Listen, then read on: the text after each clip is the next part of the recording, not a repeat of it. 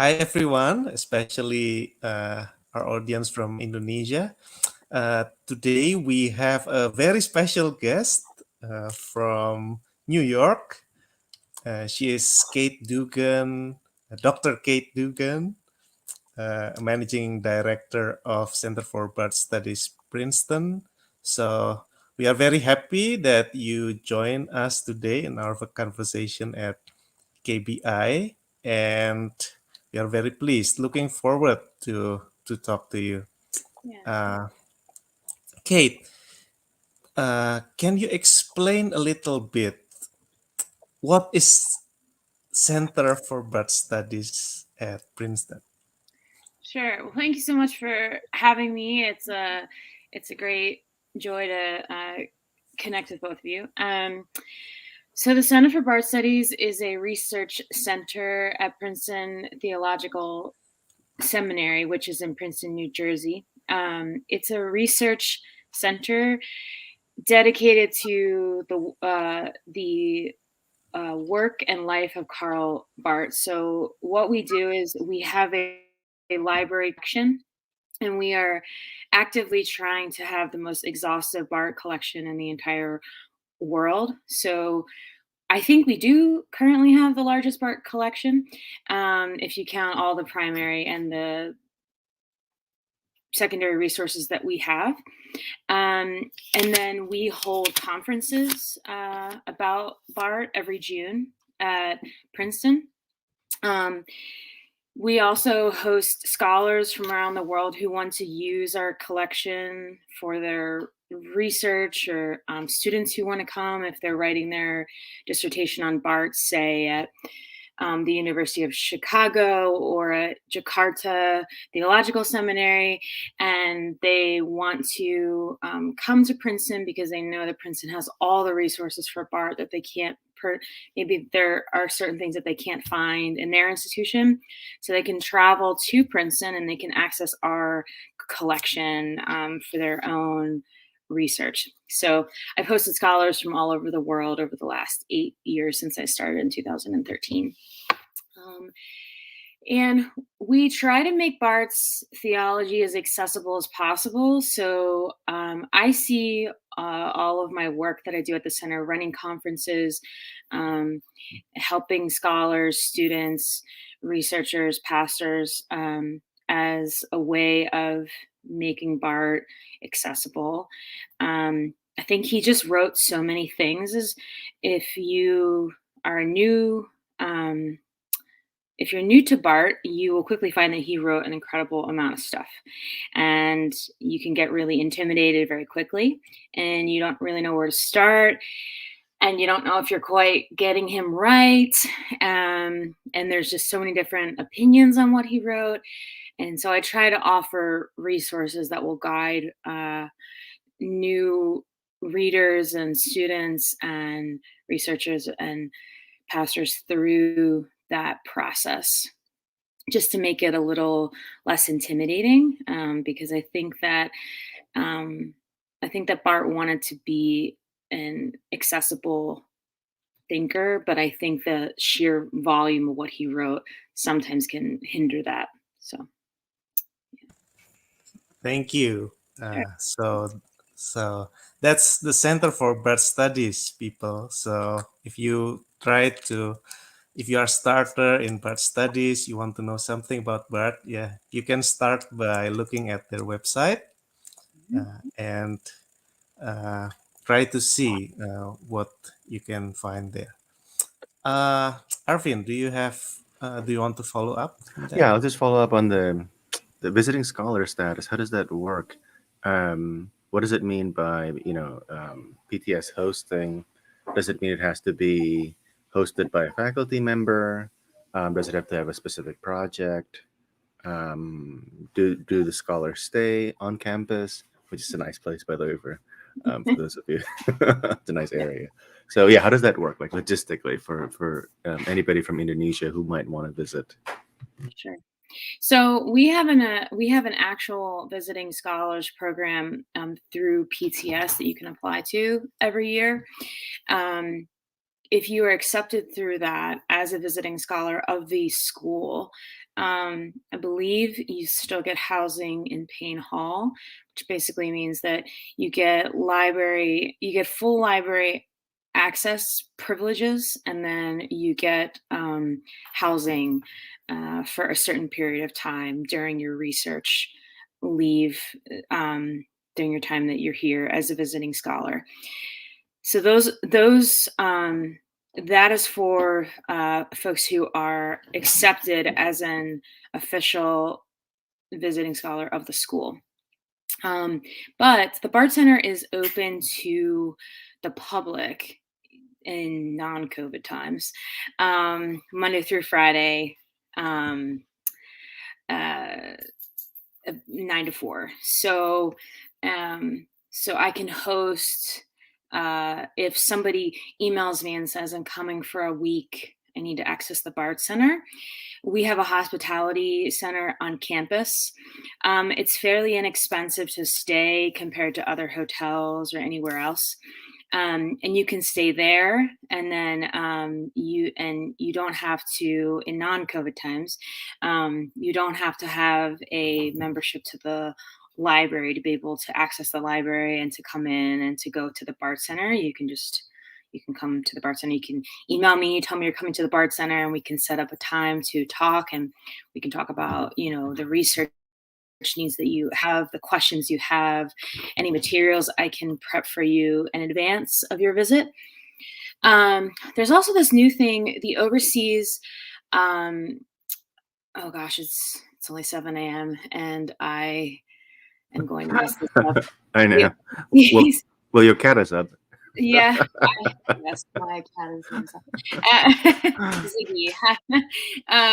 The Overseas Ministries Studies Center, which is a research center that is also at Princeton. They have a residential study program, and we recently partnered with them to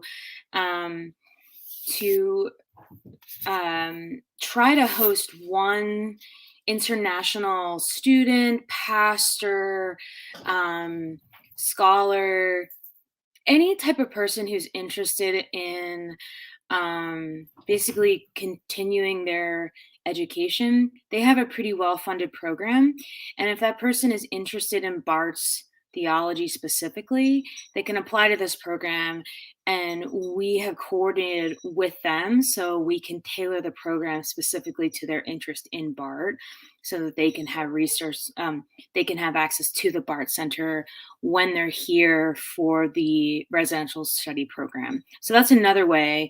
If you're not quite a visiting scholar and you can't get approved that way, and you can't really afford to come to Princeton and just stay for a week on your own in the hotel or something like that, this is kind of a different way that you can come and get some sort of funding, because they do have scholarships and funding. It's not a completely funded program, but it's heavily subsidized in terms of housing and monthly stipends and things like that. So, yeah.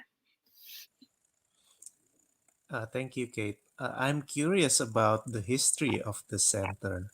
Yeah. When did it start, and why did Princeton Theological Seminary thought that they would like to host this center for Barth Studies? Yeah, so there's a very rich history of the Center for Barth Studies. So it started in 1987.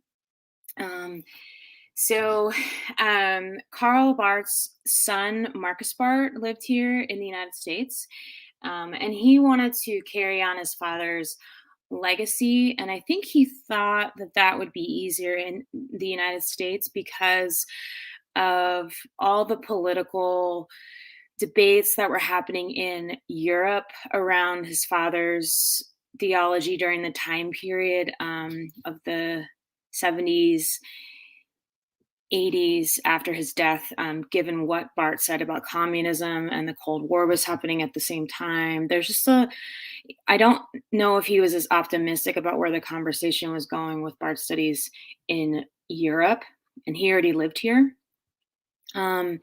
He worked at Pittsburgh Theological Seminary and then moved to the University of Chicago, I believe. So he always had this vision of having some sort of place that could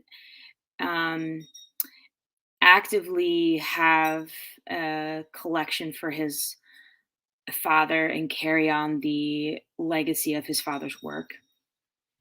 And I think in the mid 90s, he was actively a part of the Karl Barth Society of North America. And they had sent out, I don't know what you want to call it, like feelers, so to speak, to different schools to see if there would be interest in starting a Barth Center somewhere. And I believe historically, the two schools that came back with interest were Yale Divinity School and Princeton. And so I think both schools applied.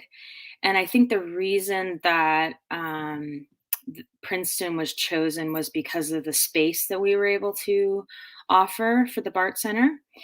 And so in 1997, Dr. George Hunsinger was hired as the director of the Center for Barth Studies, and it was founded then at Princeton Theological Seminary. And the rest is history, so to speak. That's how everything started. And I guess it's going to be 25 years next year, which is wild to think about. So that was a big deal to Marcus Barth, and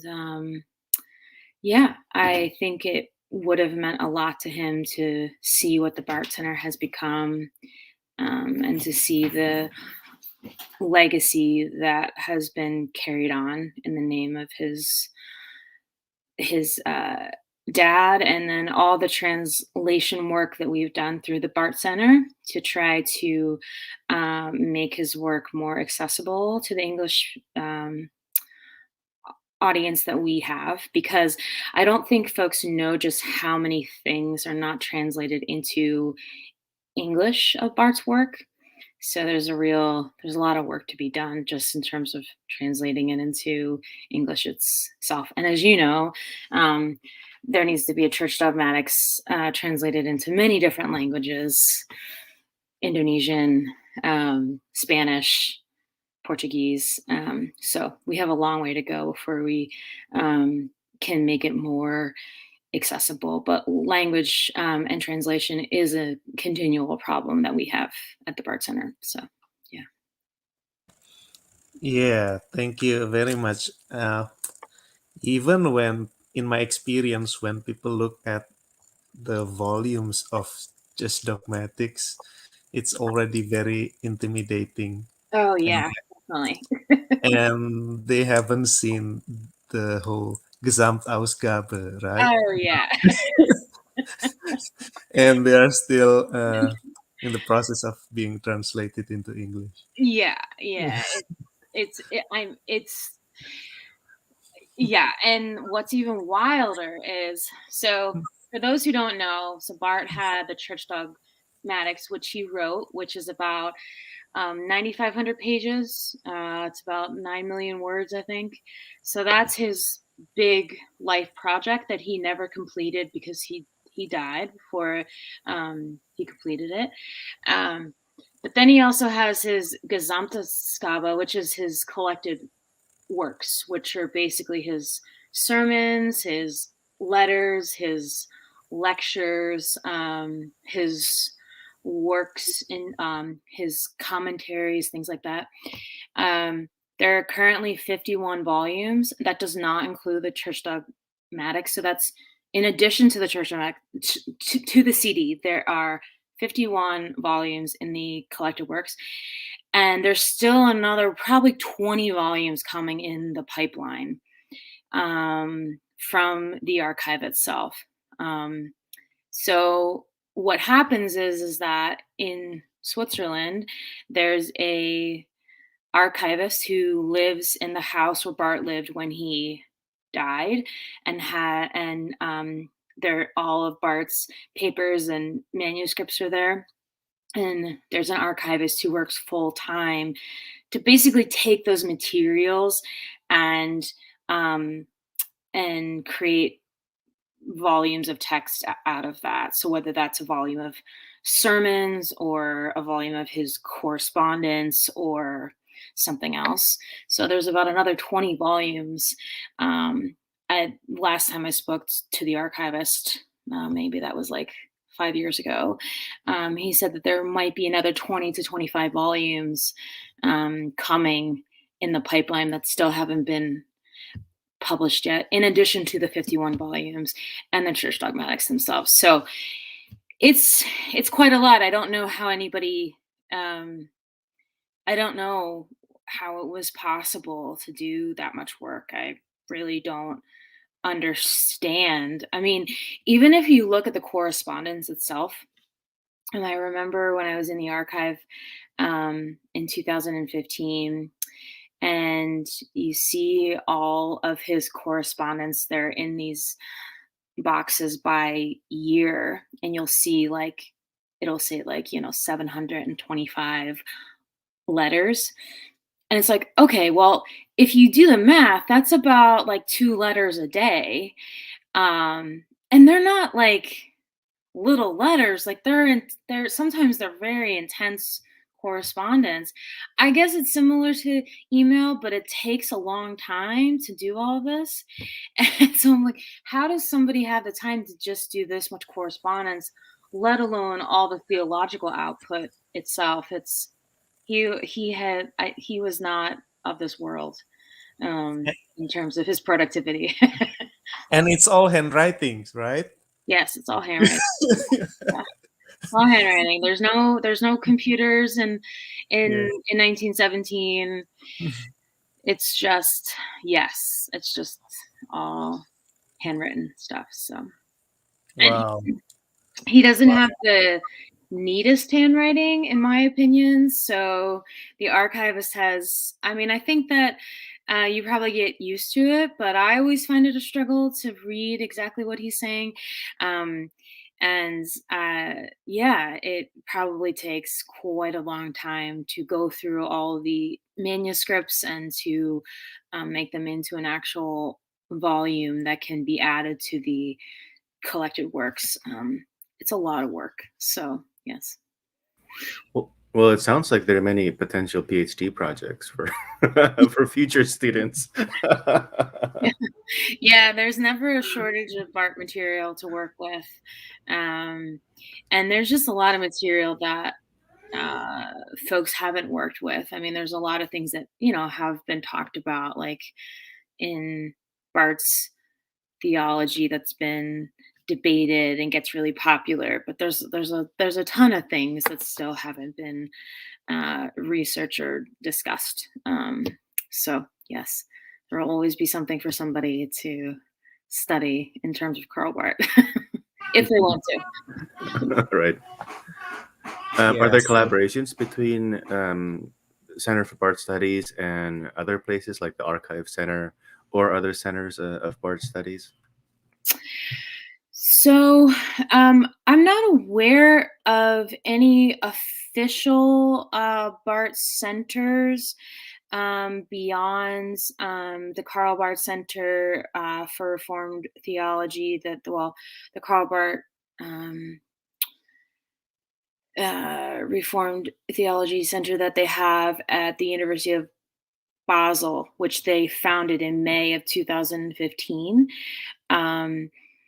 So we have a very close relationship with that center, obviously, and I am in correspondence with the archivist, and we have a long history and a long relationship with the Barth archive. There's just a ton of things that we worked on. We've had different projects. We've done different things since 1997. We received a grant in the early 2000s from the Lilly Foundation, and we digitized everything in the archive through the funds that we received. So the Barth Center has a copy of everything that the archive has, which is what makes the Barth Center, I think, helpful for the archive, such that researchers can come to the Barth Center and have what the archive has, in a sense, and help them in terms of the load that they have to carry for, hosting scholars and researchers and things like that. We have historically had a research relationship, Daniel knows this, with the Protestant Theological University. Rensselaer Brouwer had a close working relationship with Bruce McCormick, who's my supervisor at the Barth Center. And so our schools have had a long partnership together. We manage the Barth Literature Search Project, which is like a Google database for Karl Barth. Basically, there's so much stuff written by and about Barth that you need some place to go to be able to see where to find things. So we basically host this Barth Google database in a sense with PTHU, and then we have partners in that project from all over the world. And then I'm trying to continually add partners in different countries so that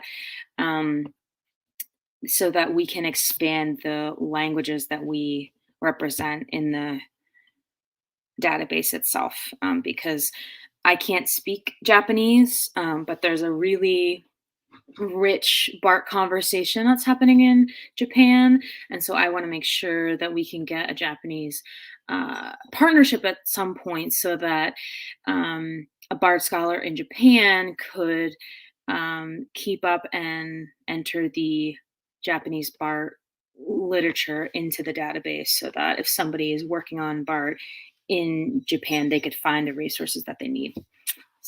Because we don't want it to be a English-centered project. I think that's one of my convictions, is that I don't want Barth Studies to be an English or even a German-centered project. I really would want it to be as accessible to as many people as possible, which is why the translation piece is such an important thing for me. No, that's awesome. I was going to ask you about future directions that you see, and I think you've kind of answered that partly in terms of expanding beyond German and the English-speaking academic worlds. So I think that's awesome. Like, we in Indonesia are excited. Oh yeah. I was gonna ask you, like, where you see the future, if you see a future for Barth and his work in Indonesia, and how that possibly might happen. And I've talked to Daniel about this because I get nervous about the way that these conversations can happen, because I don't want to. There is a kind of colonizing impulse that can happen in some of these conversations, and that's not really my intention. I'm not trying to start a conversation. I just always find that people from around the world email me all the time, from Russia, Mexico, Brazil, India, China, Japan, and I would like to just plug in to where folks are already interested in Barth and just see what people are interested in. And so I'm interested to ask you how you think the Barth Center can encourage that conversation without driving the conversation in a problematic way that has a real problematic power dynamic in terms of, this Western white male theologian coming in. You know what I mean? I mean, it's a difficult dynamic. And my dream is that if people learn about Barth and they find him helpful for their own context and for their own questions, great. And if they take him up to do their own projects, great. if they don't like him, fine, but if they do, great. And I would just like to see how people take him up and where they go with him. And I'd like to see the creative, constructive conversations and where they go. I think that's what makes my work so interesting and exciting, to see all the different ways in which Barth can be taken up, not for Barth's own sake, but just for the sake of people's own questions and their own context. So I'm just curious from your perspective, um, how you think Barth might be valuable for your own context, where you see the conversation going, how you think the Barth Center can plug into that conversation in ways that will not be problematic, even though there will always be problematic aspects of trying to encourage a conversation around a white male. So. Yeah, for me, I think Bart would be would be a very important bridging character for Indonesian theology, because the way I see it, there are many liberation theologians and post-colonial folks who are very practical and very, very political. They don't really necessarily care care about systematics.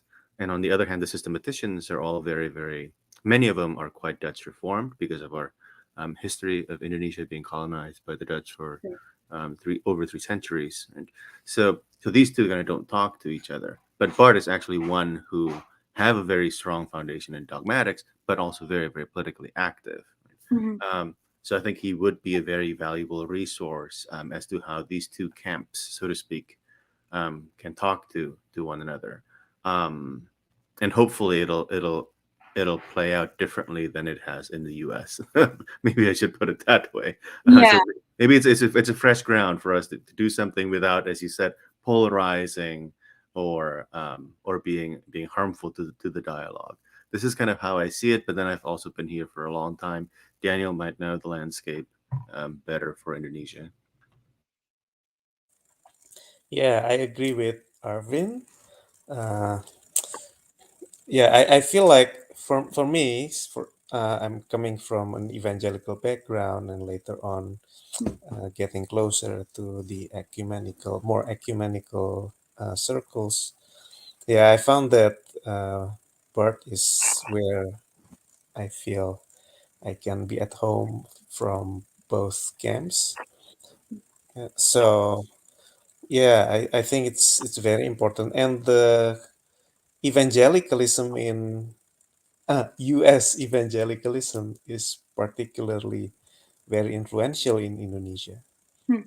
So uh, even though many contextual theologians like to speak like those are Western theologies and so on, but in reality, the lay people and especially the middle class who can access English books, they are really influenced by theologies that are coming from the conservative groups in the United States.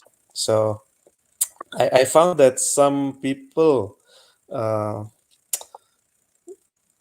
like who have been, I would say, like post-conservative evangelicals would be interested in Barth because they've been used to systematic theology, dogmatic tradition, but on the other hand, they they also grow more concerns for God's concern for the world. And I see that part is very really fits into that needs. Yeah.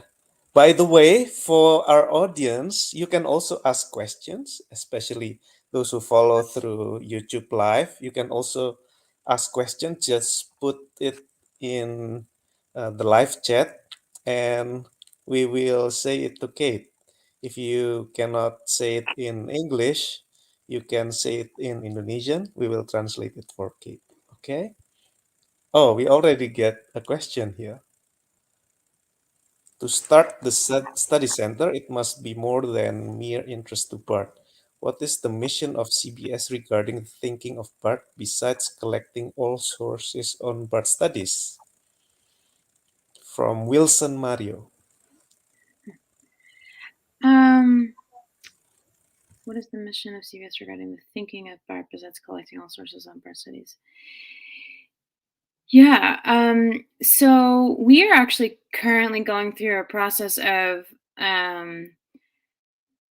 reshaping the Bard Center and how it fits into the school at Princeton and the curriculum. So we're asking some of these larger questions now about what the mission is and what the vision of the center is. I hope I'm answering this person's question. But in addition to collecting all of the sources, to collecting as many sources as we can to have the most exhaustive Barth collection, my mission has been to make Barth more accessible. So I create programs at the center. I started a Barth Pastors Conference. So to have a conference for pastors specifically, because I think that Barth really cared about pastors. And I think that's really been a neglected theme in the way that the conversation has happened. So that happened in 2015 and 2018. And starting in 2024, we'll have that every other year.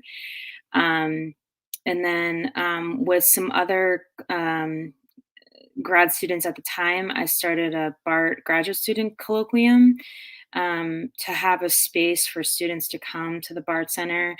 And it's almost a fully funded program. We offer travel stipends and lodging and accommodations. And you can apply. Daniel was actually a part of that in 2016, I believe. We're very happy to have him. And basically, you come for 3 days to Princeton, and you read a shared text with 10 to 12 other grad students or recent graduates, and you share your research and you get to talk with other colleagues about a specific text and your own research questions. That's probably been one of the most fruitful programs that I have at the Barth Center, just because it's such a wonderful time for people to share their research and really get feedback on their own work. And people can really have a robust and critical conversation about Barth and not have to be concerned that they can't critique Barth or that they can't ask certain questions. I think there's a kind of freedom that happens in the graduate student colloquium, but obviously Daniel can tell you more about that since he was a part of it. And then I've also been trying to connect Barth globally. So we had a global Barth conference in South Africa in 2018, and that's a very important to me. I'm currently trying to get connected to the Barth conversation in Japan and Korea and China. There's Barth societies in Japan and Korea specifically, because I think that the future of the Barth conversation is really not in the West. I think it's really a global conversation, and that's really exciting to me. So I think the mission really has been, how can I serve different populations and make Barth more accessible beyond just scholars and this kind of very niche academic conversation. So yeah.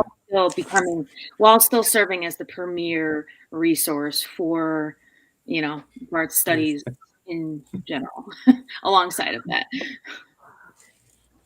Yeah, thank you. Very interesting. Perhaps you can make a Barth conference for non-Western scholars. Yeah, I have to. Yeah, that's a dream of mine, and so I'm trying to. But you have to first establish those relationships and have those conversations, and that's a lot of that's a lot of slow work, um, because it's difficult. I don't want it to just be a one-time conference and then everybody goes home and forgets about it. You want to kind of cultivate a long-term relationship, and you want that relationship to not be, I think the one thing I don't want is I really don't I I don't think it would be maybe as helpful to have that conversation at Princeton. I have a real conviction that um, place is power. And so I want to go to the countries in which I want to have that conversation and have it on their own terms. Um, and so that also takes a lot of time too. So hopefully that's the long term goal. So if you have any ideas or you would like to help me, Daniel, you know what my email address is, and I will be taking all of your insights. No, I think that's I think that's very important. Whenever I talk to other seminarians in Indonesia, they have various reactions to the future of Barth in Indonesia. Some have said that, oh, that's an issue of the past. That that's been resolved between Barth and Van Til. That's an old thing. We don't want to study that. Um, Others have said, no, this is fresh theology. This is nothing like the Dutch Reformed. This is a different kind of Reformed theology. So Barth market in Indonesia is huge. Okay. And a third response is that I've heard is, oh no, Barth Studies is very important because these are the origins of liberation theology, and those voices need to be heard in a post-colonial context, such as in Indonesia. So that'll be highly valuable. So you can see when I talk to different seminarians, depending on where they come from, they have very different perspectives as to where Barth is going to be headed. In the context of Indonesia. So I think establishing relationships with Indonesians and kind of trying to show what Barth has said and where the studies have been at, I think will be very helpful in kind of giving people a broader picture in terms of what has been going on in Barth studies, which is a lot, right? So I think your response is very on point. Barth was a supporter of Indonesian independence, by the way. Oh, I did not know that. That's cool. Yeah. You can find it in Ale Hukema's article in Exchange Journal, Barth in Asia. Yeah, it was a supporter of Indonesian independence. And his other son, I think Christoph Barth was the other son, Kait Dugan, yeah, taught in Indonesia. Yeah, taught in Indonesia. And he's the husband of Mary Claire Barth, correct? Yes, Yeah. I believe so. Yes. Yeah, and Mary Claire also taught in Indonesia and translated some of Barth's writings into Indonesian. Yeah, she's one of my favorite parts of the Barth family. She's wonderful, and yeah, I always loved. I only met her. I think I only met her once, but there was a magazine write up of her life and all that she's done, and she's a really incredible person. In terms of her own mind and her own questions, and her own work that she did. So yeah, I'm a big fan of hers. Yeah, and Kate, you mentioned something about white male Barth as another white male theologian. Mm-hmm. Uh, yeah, Mary Barth taught in Indonesia a couple of years ago. Yeah. So that's from Lefrandri Parditya. Uh, Barth as another white male theologian. And Yeah. uh, today's KBI is special not only because we have a guest from US, but also you're our first female guest. Ah, wow, I'm honored. Thank you. Okay. Not that we have been always looking for male guests, but it's just Wow. it's Yeah, just it's a very male yeah, conversation. yeah. Yeah. So what's your opinion on some people who accuse that, oh, this is just another white male theologian, he's a misogynist, and we know his story about that, yeah, the story that's been famous recently, and then yeah, you yourself as a female theologian, uh, what do you see in Barth? I mean, why are you so enthusiastic doing this work? Oh, wow. Yeah. It's only 7 a.m. Um, yeah. Yeah. So I've had a very complicated relationship with Bart. I think people assume that because I work for the Bart Center, I don't have any problems with Bart or I don't have any issues with Bart. In fact, the dissertation I just wrote is very critical of Bart, and I try to work through my own questions that I have about his views of certain things. Um, I think so. When I first went to seminary, which was in 2000, God, it was like 90,000 years ago. It's 2008.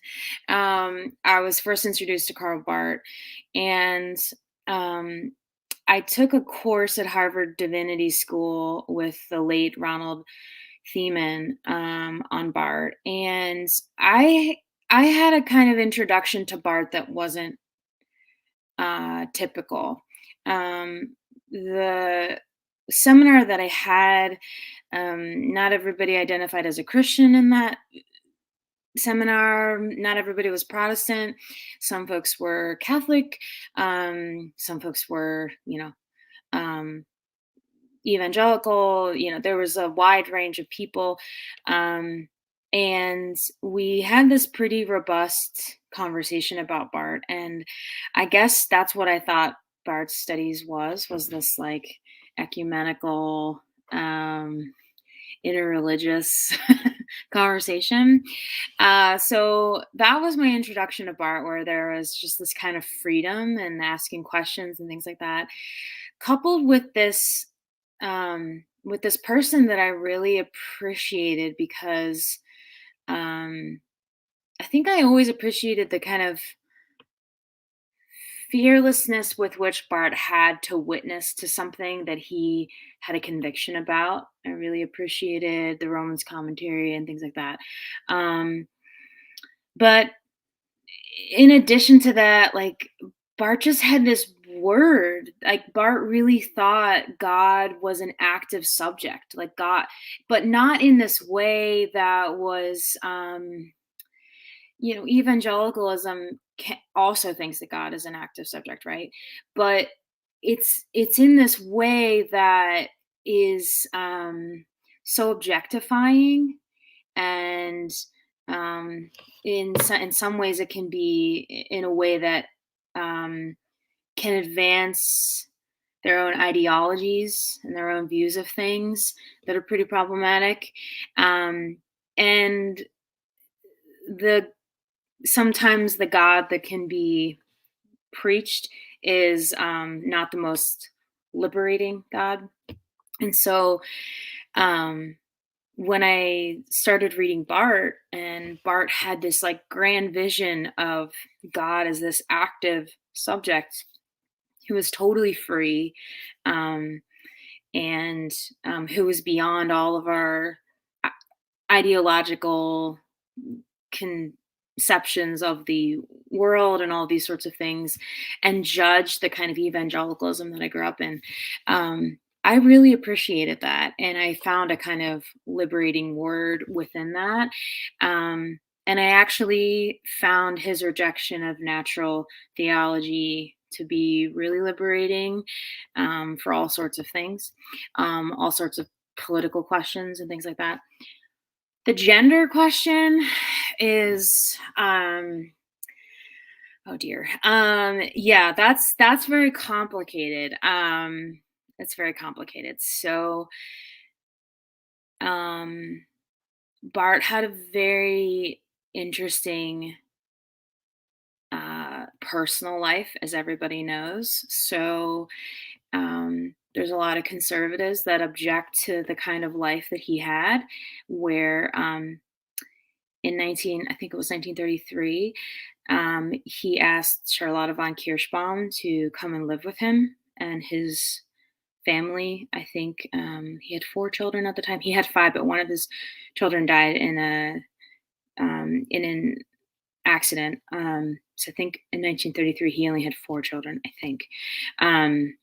And so he lived with his wife and his female assistant, and it's pretty clear that he and his female assistant were in love with each other. What happened beyond that, nobody knows, obviously, but we're adults. We know what happens when people are in love. And he lived with both of them until Charlotta was admitted into a nursing home for dementia in the 60s. So that's pretty controversial to evangelicals, because evangelicals have a very conservative, monogamous view of marriage and relationships, and they consider Bart to be an adulterer. And then from the liberal perspective, there's this understanding that Bart took advantage of both of the women, and that there was a problematic gender power dynamic going on. And so from both sides, he's critiqued for very different reasons. I will say it's a very complicated and messy and difficult situation. And I don't say that to exempt him from any difficult power dynamics or any moral wrongdoing. But as we know within our own lives, we have these interpersonal relationships that have a lot of difficult aspects to them, and people can judge them from the outside and not know them, and that's no less true for Bart's own life. I will say that from the very beginning, Bart told his wife about Charlotta, so there was no secrecy. It wasn't as if he had this affair with Charlotta and kept it from his wife. From the very beginning, Nellie knew everything. So there was always a kind of, there was nothing was hidden in that sense. And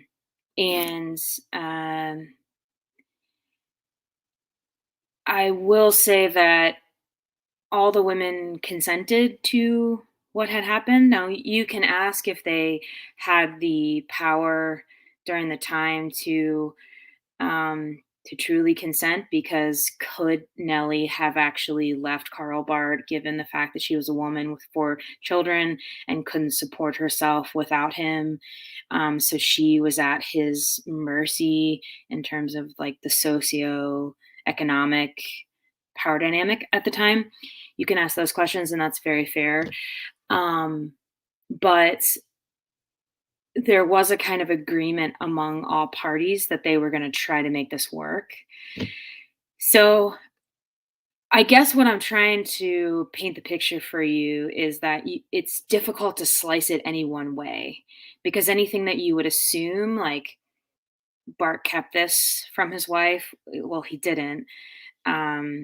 Somebody objected, well, they consented. It was just a very complex, difficult situation, and everybody suffered. And Bart, did things in that situation that were problematic from my perspective. I do think he had a lot of power in that situation that was lopsided. Yeah. So, but I also think that both women deeply loved him, and I think that he loved both of them at the same time. So I don't always know. That's probably the number one question that I get is about them and how I feel about that. As a woman, I get that question all the time. And I don't really know how to answer that because the more and more I read about it, the more I spend time with his grandchildren and learn about it from a very personal side of things, the less I kind of feel very dogmatic about it because um, there's just so much complexity to it. And that isn't to say that I'm trying to say that it's okay. It's just that it's a very human situation. And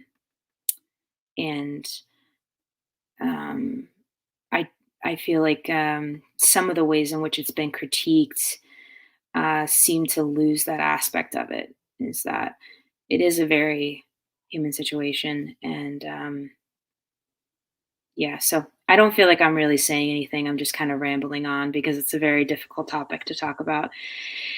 I also think that there are some people who have read Barth against himself. This is kind of an old hat in the conversation at this point in terms of gender, but I do think that there's a way that you can read Barth against himself such that he can be more progressive in some of these questions about gender and things along those lines.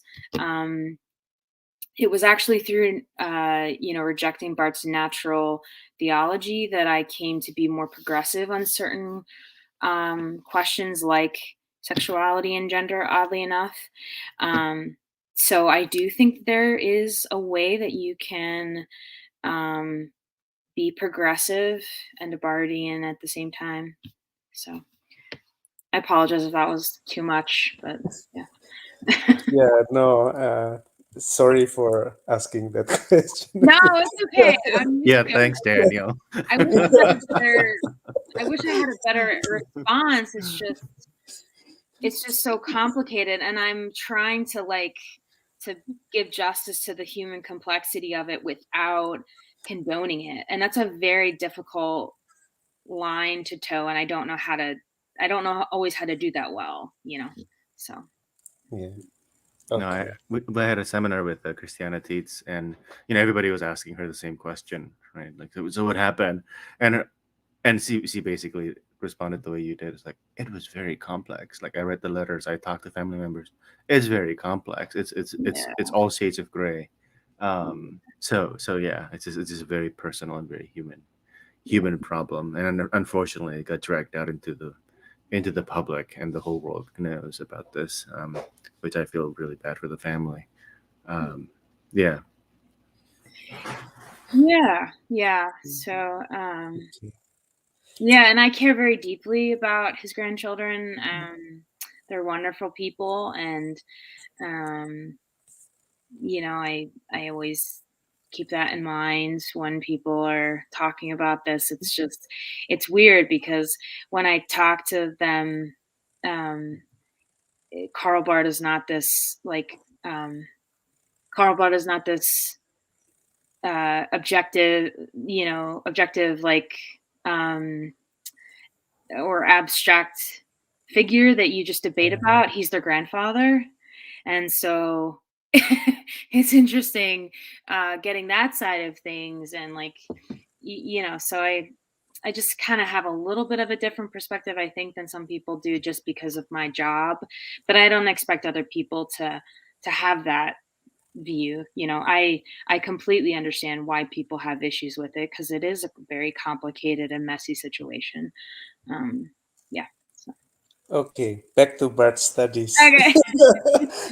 So, Kate, can you give a picture? Perhaps some of our audience here is not very familiar with the recent situation of Barth Studies. Can you give a map a little bit? Where do you think Barth is studied?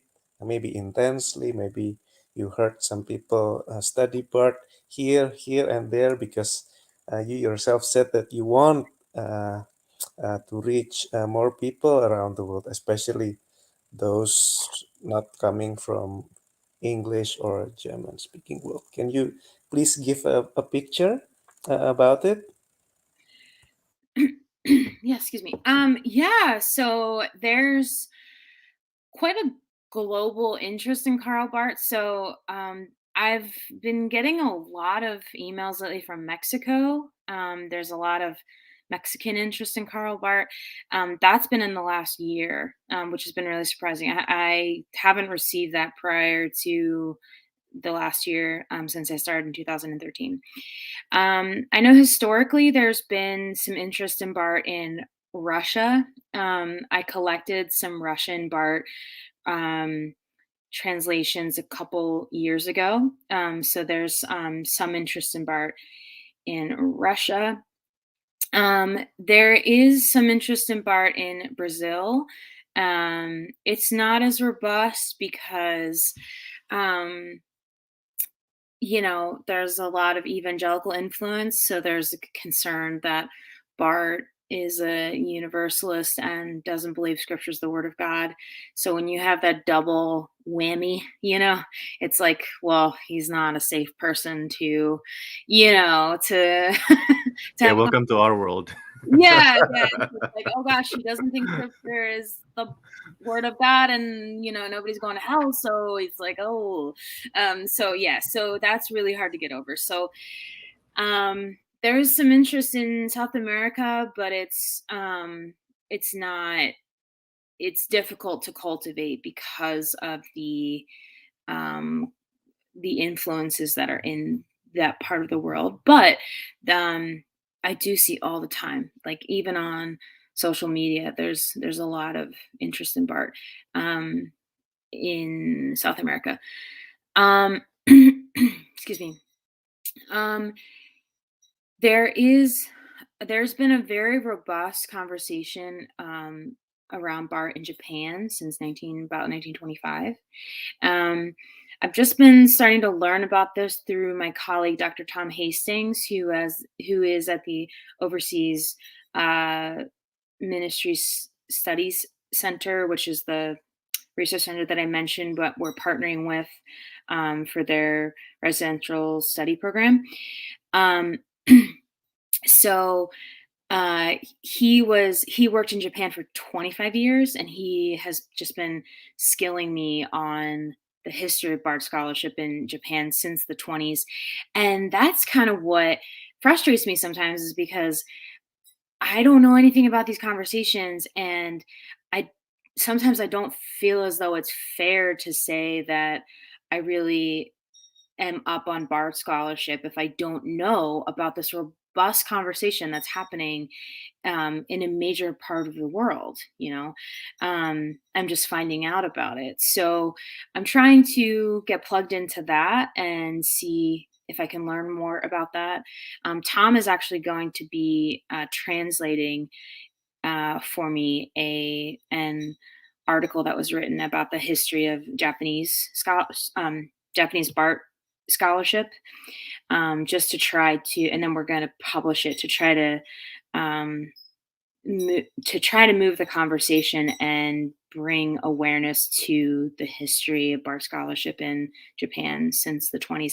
And he's been taken up in a very different way in Japan than he has been in different countries, politically speaking. So that's really, really interesting. There's interest in Barth in Korea. There's a Korean Barth Society there, and there's a Korean Barth Society in Japan too. But there's one in Korea. So I've worked with a scholar in Korea before, and I want to continue to cultivate that relationship.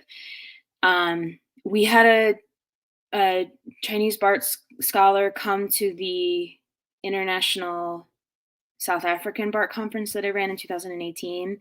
And so there is some interest in Barth in China. Oddly, one of our top cities that's interested in Barth is Jakarta, in terms of our social media, because I track all of that. I track all the cities that follow us and, all of that. And Jakarta's always in the top 5 in all of our social media platforms. So I'm always like, oh my gosh, that's so great. I know that there's some interest in Barth in India, and then different parts of Europe. And then there's some work that's happening in South Africa. So it's really all over, honestly. And I'm just trying to kind of keep up with where it's at and plug into that conversation. But there's a lot, is what I'm trying to say, I guess. So, yeah. Yeah. And then this is talking about the future projects, right? So Yeah. we talked earlier about the Gesamtausgabe, right? Mhm. I'm curious to know, and Arvin perhaps, yeah, he cannot wait for the completion of the translation project. How far is it going now? The translation of Gesamtausgabe into English. So we received a grant. So the translation team translates. So we have a translator seminar at Princeton. We have like a translation team of about 15 to 20 people. I think it fluctuates. Of translators from all over the world who meet. They used to meet every June right after the Barth conference. Now they meet twice a year because we received a grant from the National Endowment for the Humanities to translate 3 volumes from the collected works, Barth's essays and shorter lectures, 1905 through 1921, I believe. So there's like 3 volumes from 1905 to 1921. So we received a grant to translate those 3 volumes. And then previously, the translator seminar translated his conversation volumes. So there were 3 of those that they translated. So we would like to finish the section of the lectures and shorter essays. I think there's 7 volumes there, 6 or 7 volumes. We translated 3 with this current grant. So I think we would like to finish that. And we are currently applying for another grant. The application's due on Tuesday, so light a candle for me. And to translate 3 more volumes. And these volumes are like 700 to 800 pages long. Like, we're not talking about 51 volumes of like 100 pages. We're talking like a tremendous amount of work just in one volume. So it's just a lot. And so I will keep applying for these grants, hopefully, and we will keep getting the funding. If you could say a prayer, I would be very appreciative, because we would like to translate as many volumes as possible. We would also like to someday retranslate the Church Dogmatics itself. That's a whole other conversation that I will spare you about. And the Göttingen Dogmatics is coming out this summer. So somebody from our translation team has been working on that. Yes. So they completely retranslated the first volume. It's actually 3 volumes in the original collected works.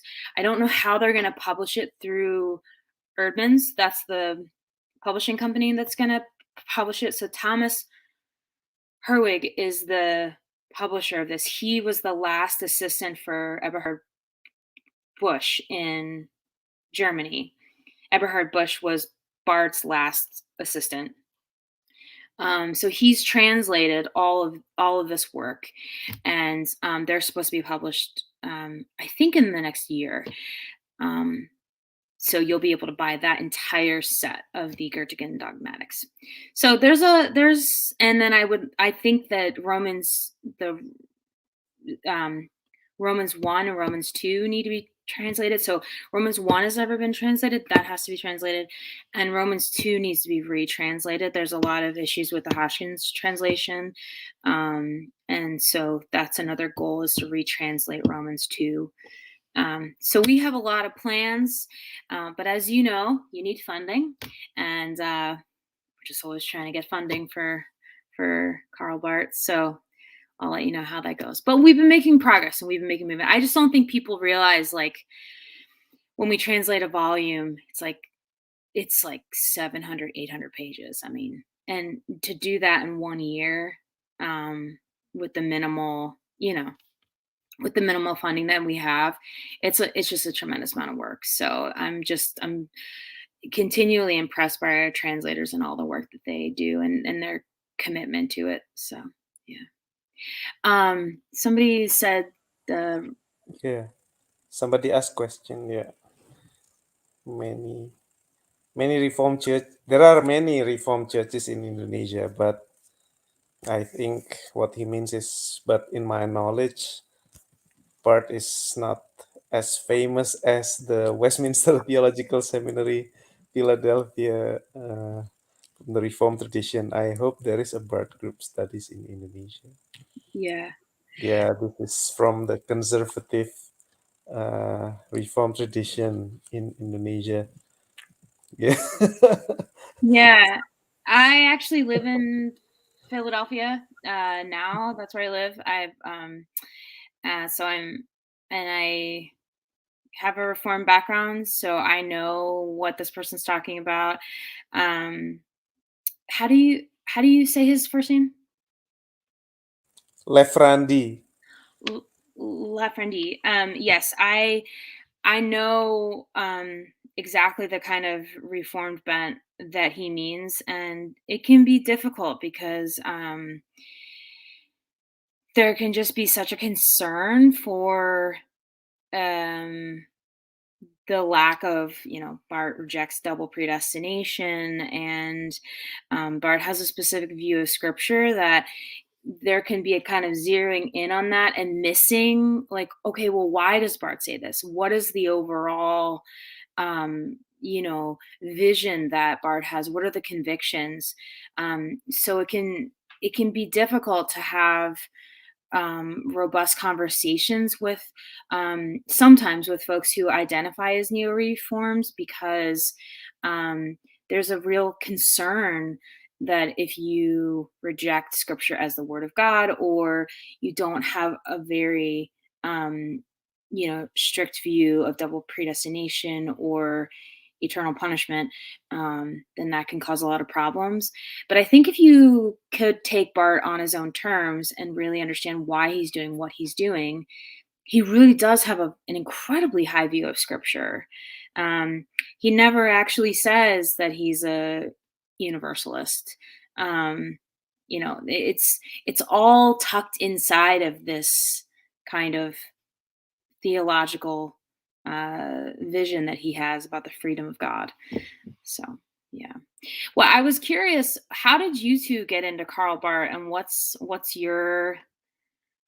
do you find interesting about this old dude that that so many people have written off at this point, that you're up at 7 a.m. on a Sunday talking to me about this?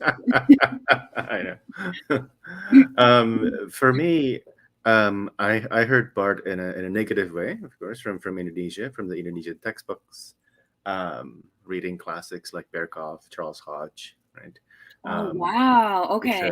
always Berkhoff. Word of God issue. And then I went to GTU. I had a class on 4:1, Church Dogmatics 4 on atonement. That's when I learned about Barth. Like, oh, this is very interesting. It was Gregory Love at Okay. SFTS. Okay. Yeah. And then he said, if you want to breathe Barth, you go to Princeton. That's what he said, because George Hunsinger and Bruce McCormick are there. Yeah. So then I got affiliated with PTS, and of course, I learned everything about Barth.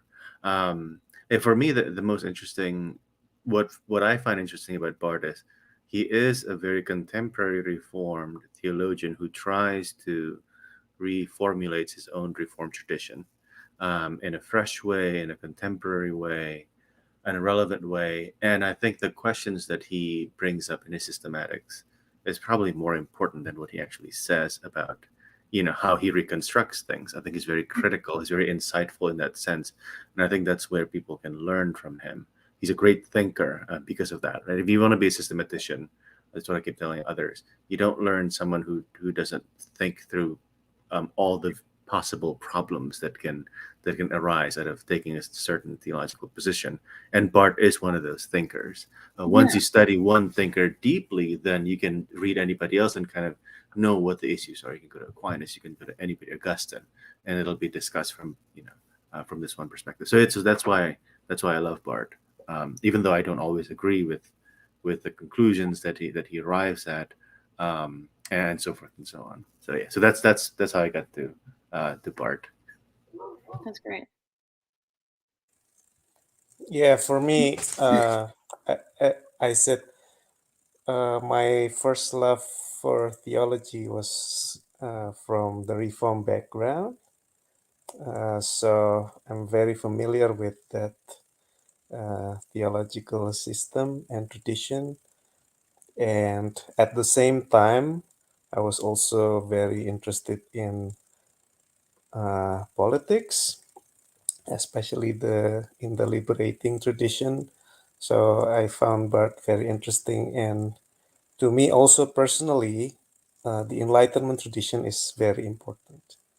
So that's why I don't always get along with the recent trend in some tradition, but for me the Enlightenment tradition is very important, and I found that those three aspects, the Reformed theological tradition, the Enlightenment tradition, the engagement with the Enlightenment tradition, and also uh, liberation, politics of liberation, I found uh, all of them in part.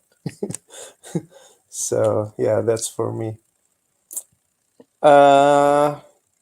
Where do you two see Barth going in the future? Like, if you had hopes, or where do you see the conversation going? Where do you think that the conversation might flourish globally? I'd be curious to know if you've noticed anything, or if you have hopes yourself about what you want to see happen in the conversation. For me, I think I've talked about this with Daniel as well. I think the Barth Studies, a lot of it is doing expository work, especially since they're not many that are translated yet, like you mentioned. So a lot of it is still trying to understand Barth. Um, I would like to see people starting to construct something better, and I think this is important to understand. Even Barth himself, he kept changing his mind and reconstructing his own theology. So that's also very refreshing. He's not creating a static cathedral. It is semper reformanda in that sense. Um, but we don't have time to wait for the expository work to be done and then to reconstruct something new. I think both have to be done simultaneously, and I think that'll make it more interesting as well. 100%. Yeah, when people do this. So various contexts around the world, when they do this, when they read Barth and provide a critique as well and construct something new, I think that's very exciting. That's what I would like to see. Yeah. Yeah, I fully agree, especially if you want to uh, expand. Yeah, I don't know a better word for that, but maybe that's not very sensitive considering what you said earlier. Yeah, but if you want to expand the conversation, uh, yeah, I feel like all kinds of reception from all background. Yeah, people from gender studies, from queer studies, from Mhm. uh, black theology, and so on. Yeah, all of them can enrich the conversation, and that's what we encourage here in Club Bart Indonesia. Actually, right from the beginning, episode 1, we already mentioned that we are not intending to become the apologist of Bart, but we just want to advance the conversation, and we can always criticize, but we don't want the criticism to be as simple as, oh, Bart is not evangelical, or Yeah. Bart is not is not feminist enough or something else. But yeah, just continue the conversation. Yeah, criticism is all welcome, and I believe that he never intends himself to be like the pillars of truth, or yeah, the or replacing the function of Christ himself, right? That's exactly the idea that he would reject the most. Oh yeah, 100%. Yeah. Yeah. Yeah, I've been trying to cultivate that kind of conversation because I personally, just for my own selfish reasons, I think that's the most interesting conversation to listen to. So I like going to those kinds of conferences, and that's Mhm. so I like to host those kinds of conferences. So um, I'm I I love when people take up art for their own questions and their own interests, and that's partly why, even though we have a shared text at the colloquium, I like it because people do their own thing with Bart there, as you did. Um, so yeah, but I think there's still a long way to go because I think because Bart has been such an intertextual conversation, because um, it's been such a scholastic conversation. Um, I think it's gained a reputation to where unless you are a Bart specialist, you shouldn't really engage with Bart and you can't really take him up for those questions, and that's unfortunate. And I think that has hindered the kind of constructive and free engagement in the way that I think we would like to see. So yeah, so there's just a lot of work and time and relationships that have to be built to open up those constructive um, you know conversations that I think need to happen, because I mean, I always just think it's really weird. The guy who is actualistic in his thought, who thinks that we have to start again and again every morning from the beginning, who doesn't think that you can say that you are a Christian, that you always are becoming one again and again, the one who's against natural theology, you would think that he would be the most generative for a constructive, rich, lively conversation and taken up in all these ways. But oddly, he's one of the most scholastic, even though he has this real actualistic kind of, center for all that he does. And so it's just, it's ironic. And in some ways, I do sometimes find it ironic that there's a Bart Center for him because I do ask myself at some points, like, is even having a Bart Center counterintuitive or not really, you know, um, how do I put this? How do I say this? Is having a Bart Center kind of against the ethos of what Bart would have wanted for himself, because he always wanted you to get beyond him and do your own thing. And so that's why I really would like to try to do that even as I'm running this center. Is I want to have these conversations where people use Bart, but it's always not for his sake, but it's always for their own context and getting beyond him. So sometimes I'm like, oh, it's really ironic that I have this Bart Center as a Barty. Like this is feels a little contradictory sometimes, But yeah, yeah. Yeah, but there has to be somebody has to be the archivist, somebody has to Eh, be the managing director for that conversation to happen, right? yeah. Yeah. But if you two are ever in Princeton, I'd love to, show you around. Well, I mean, Yeah. Arvin's already been ETS, but I've made some changes so you can come Oh, by yeah. and see it. And now Wow. we have Bart's pulpit that he preached on Oh, in fancy. the Basel prison. We were gifted that from the Karl Barth Center in Switzerland. like last year. So we have that in the Barth Center now, which is super cool. So That is cool. we have a few fun things now. So Well, when I was there, the library was still being built, so I still haven't stepped into the new library yet. Yeah, that's how old I am. Wow! Oh my gosh, that's a beautiful, beautiful place. I'm always like, wow, I can't believe I work here. So yeah, Daniel's, you've been to the library since it was done, right? Yeah, I was there. Yeah. So. Okay, so also for our audience, if you by chance get to Princeton, yeah, just contact the Center for Barth Studies, and yeah, you can see around what's happening there. Kate, thank you very much for your time. Yeah. Yeah. I think we really enjoyed the conversation, and we are really happy that that you allow yourself to have this conversation with us and be a guest of KBI.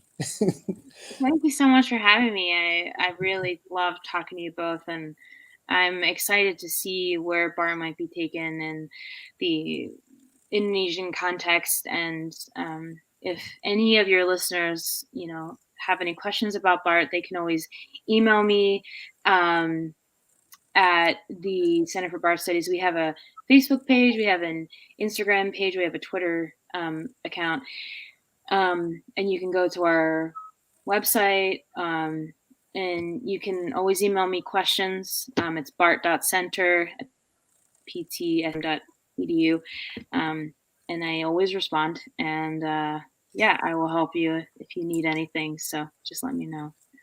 Yeah, so it's a must destination in Princeton. Well, yeah, I think it is, but So, but thank you both so much for asking me to come on. It's been great to get to know you, Arvin, and good to see you again, Daniel.